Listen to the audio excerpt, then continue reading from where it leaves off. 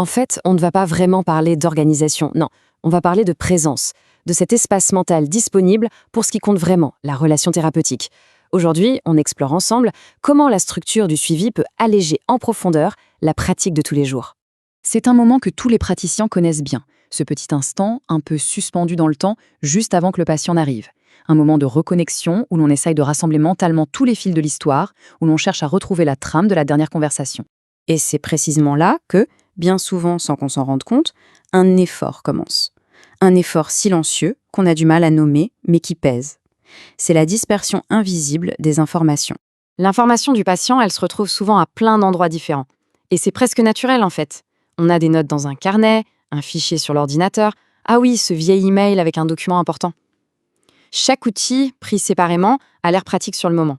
Mais mis bout à bout, ça crée une sorte de fragilité à long terme.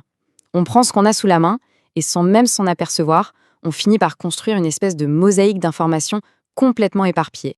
Et c'est ça le point crucial. Cet éparpillement, ce n'est pas juste un petit désagrément logistique. Non, c'est bien plus que ça. C'est une vraie source d'épuisement cognitif. Ça oblige notre cerveau à faire un travail constant de reconstruction, un travail qui tourne en arrière-plan, mais qui, mine de rien, consomme une énergie absolument précieuse. Et cette dispersion, bien sûr, elle a des conséquences bien réelles. Un coût interne, silencieux, pour le thérapeute. On pourrait appeler ça le poids du détail.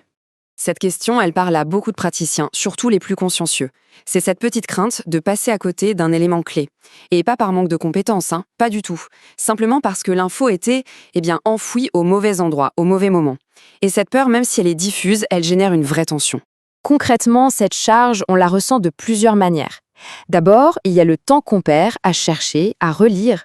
Ensuite, il y a le risque bien réel d'omettre un lien important. Et puis, il y a ce sentiment un peu permanent de ne jamais vraiment avoir une vision d'ensemble. Et ça rend très difficile de percevoir la trajectoire globale du patient au-delà de la séance du jour. Parce que oui, recomposer mentalement toute l'histoire d'un patient avant chaque rendez-vous, c'est un vrai travail.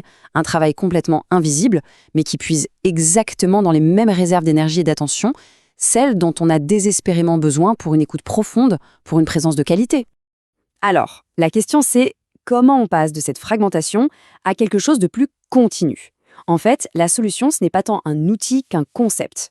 L'idée, c'est d'avoir un fil conducteur, un fil clair, stable, qui vient relier chaque séance à la suivante. Et attention, il ne s'agit pas du tout d'ajouter une tâche administrative. Non, pas du tout. C'est plutôt une structure de soutien, une sorte de contenant fiable qui prend en charge une partie du fardeau de la mémoire pour que l'esprit du praticien puisse enfin être libéré. Et là, le contraste est saisissant. D'un côté, on a un effort constant pour tout reconstruire. De l'autre, une disponibilité totale pour accueillir. Quand la base d'information est solide, qu'elle est accessible, l'énergie mentale n'est plus gaspillée à essayer de se souvenir. Elle est là pour être présent, pour écouter, pour vraiment approfondir la relation.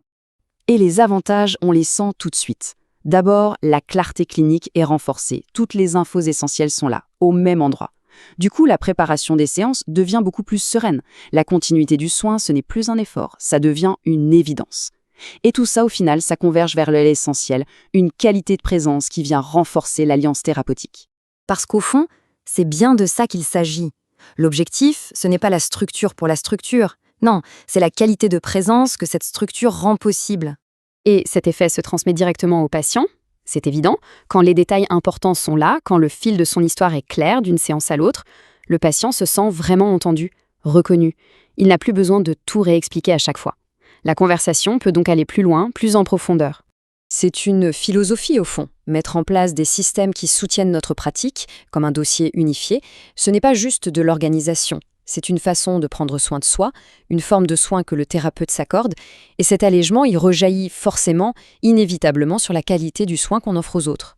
Le résultat, la charge mentale diminue et la confiance augmente. L'esprit n'est plus encombré par cette petite peur d'oublier quelque chose. Il est libre. Libre de se consacrer entièrement à l'instant présent, à cette relation qui se tisse, là, dans le cabinet. Donc, au-delà du confort immédiat, un dossier unifié, c'est un véritable pilier clinique. C'est le témoin silencieux du parcours du patient et le support discret du travail du thérapeute. Il ne remplace rien, mais il soutient tout. Et c'est ça qui permet à la relation de se déployer avec confiance sur le long terme.